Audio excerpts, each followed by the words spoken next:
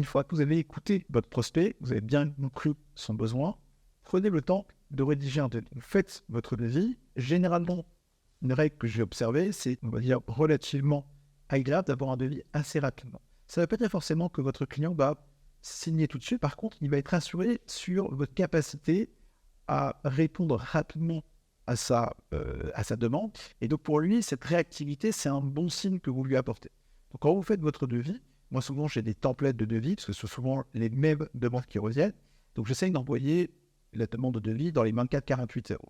Je lui envoie mon devis dans les 24-48 heures, de telle façon à ce que le client puisse rapidement se faire une idée de mes prix et que je puisse ensuite le recontacter par la suite, au bout d'une semaine, par exemple, s'il ne m'a pas donné signe. Il faut voir ensemble qu'est-ce qu'il en a pensé. Est-ce que ça correspond à son budget ou pas? Est-ce que mon devis correspond bien à son besoin? Et si besoin, préparer un deuxième point avec lui, ça arrive souvent en B2B, pour essayer de bien ajuster. Parfois, votre devis ne correspond pas exactement, bien il veut prendre qu'une partie de votre devis, ou au contraire, il veut ajouter des éléments au devis. Et donc, ça